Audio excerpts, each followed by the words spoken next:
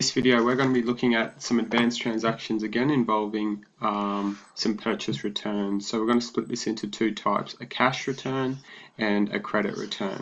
Let's look at this transaction first to start. So Johnson Shoes returned $550 worth of shoes purchased for cash on July 1 as they were damaged. So this business, we purchased some shoes. They got to the store, though we opened the boxes, they were all damaged, so we returned all those shoes back to the supplier. In return for that, we received some cash. So there's going to be three types of accounts that are going to be affected with this transaction. Firstly, it'll be our inventory balance because we're returning stock. The second account will be cash at bank, and the third account will be our GST account. So let's go ahead and process that now in our transaction table. So the date we have is July 1, accounts affected. Let's firstly do our inventory account. Inventory account, if we have a look at our chart of accounts, our inventory is an asset account, it falls there. So type of account, it's an asset account. Assets are debit by nature. Now, we've returned these shoes because they were damaged, so our stock level is going to decrease. So our balance is going to go down. That debit will therefore for the amount. Now the amount is going to be the X GST amount. Whoa.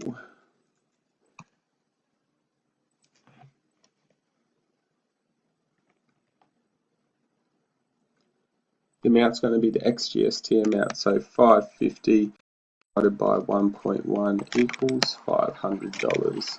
So the amount here is going to be $500. The next account affected is our cash at bank because we've returned it for cash. Cash at bank's an asset account. Assets are debit by nature. We've received $550, so our bank account's gone up, so it's going to stay a debit for 550. Our final account is going to be our GST credits received. GST credits received.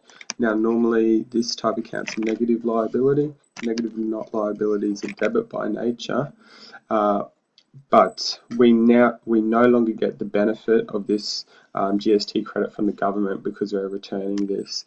So our GST credit received account's going to go down. So that will flip to a credit for $50.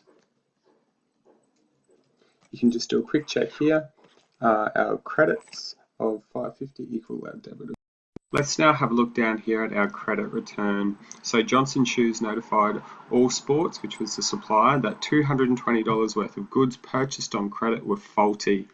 The goods were returned. The supplier changed the value of the invoice. So the only difference here is, yes, we're returning some goods worth $220, but we're not getting any cash in return. In return for that, they're just saying for us not to pay that invoice or that bill or accounts payable.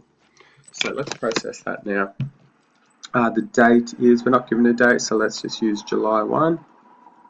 Accounts affected, the first account affected will be inventory. Our inventory will go down by this XGST amount, so 220 divided by 1.1. Inventory is an asset account. Assets are debit by nature. It's going to be decreasing because we're returning these goods because they are faulty. So it's going to switch to a credit for the XGST amount, which is going to be $200. The next account affected, let's do our GST one now. So GST credits received, which is down here, it's a negative liability. The nature of negative liability accounts, they are going to be debit by nature because it's opposite.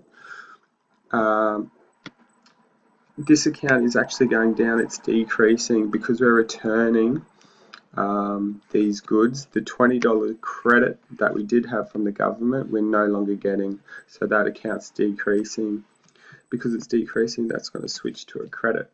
The final account affected is going to be accounts payable because we're not getting cash in return. all we're doing is we're changing the value of the invoice. So we had processed this as accounts payable, so they did owe us, sorry, we owed the supplier $220. We now don't owe the supplier any money. So accounts payable is down here in the liabilities. It's a liability account. Liabilities by nature are credits. This is going down. We used to owe this business, All Sports, $220. We now don't owe them any money. So that's going down. That's going to switch therefore to a debit of $220.